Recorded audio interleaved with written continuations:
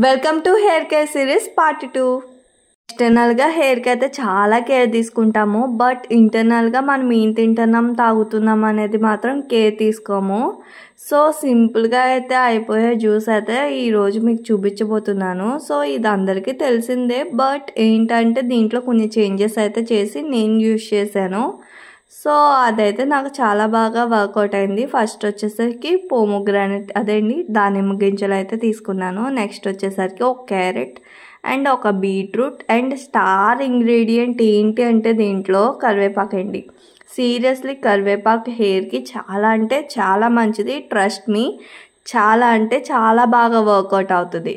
So first వచ్చేసరికి beetroot and carrot చిన్న చిన్ని ముక్కలు అయితే కోసేసుకోవాలి. కోసేసుకున్న తర్వాత నీట్తో శుభ్రంగా వాష్ చేసుకోవాలి. సో ఈ జ్యూస్లో అయితే మనకి సోప్ చేసుకునే డ్రై ఫ్రూట్స్ ఉంటాయి కదండి. సో నైట్ అంతా కూడా మనం సోప్ చేసుకుని బాదం కానీ లైక్ వాల్నట్స్ కానీ ఇట్లా ఏమైనా ఉంటాయి కదా, సో అవి కూడా వేసుకోవచ్చు. బట్ ఇక్కడైతే నేను వేయట్లేదు బికాస్ నాకు అవైలబుల్గా అయితే లేవు.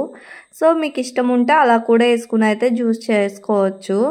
సో ఇక్కడికి వచ్చేసరికి నేను 1 గ్లాస్ ఆఫ్ వాటర్ అయితే తీసుకుంటున్నానండి. వాటర్ అయితే వేసుకుంటున్నాను. సో ఈ జ్యూస్ని అయితే మనం స్మూత్గా అయితే గ్రైండ్ చేసుకుని స్ట్రెయిన్ చేసుకోవాలన్నమాట. సో ఇక్కడ ఒకటి అబ్జర్వ్ చేస్తే మీకు అర్థమయ్యే ఉంటుంది, నేను ఇక్కడ షుగర్ అనేది యూజ్ చేయలేదు. న్యాచురల్గానే ఆ స్వీట్నెస్ వస్తుంది పోమోగ్రానైట్ వేసాం కాబట్టి.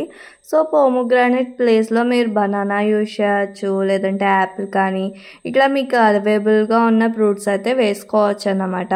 అండ్ ఈ జ్యూస్ వచ్చేసరికి మీరు వీక్లీ వన్స్ అయితే తాగడానికి ట్రై చేయండి, బెటర్ రిజల్ట్ ఉంటుంది.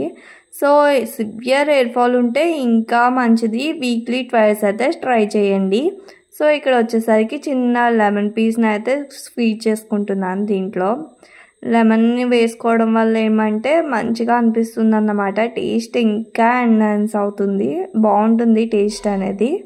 సో అందుకని లెమన్ వేసుకున్నాను.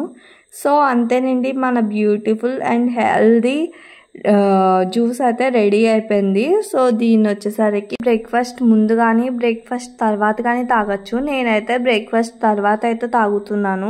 ఈ వీడియో నచ్చినట్లయితే లైక్ చేయండి అండ్ మన ఛానల్ సబ్స్క్రైబ్ చేసుకోండి.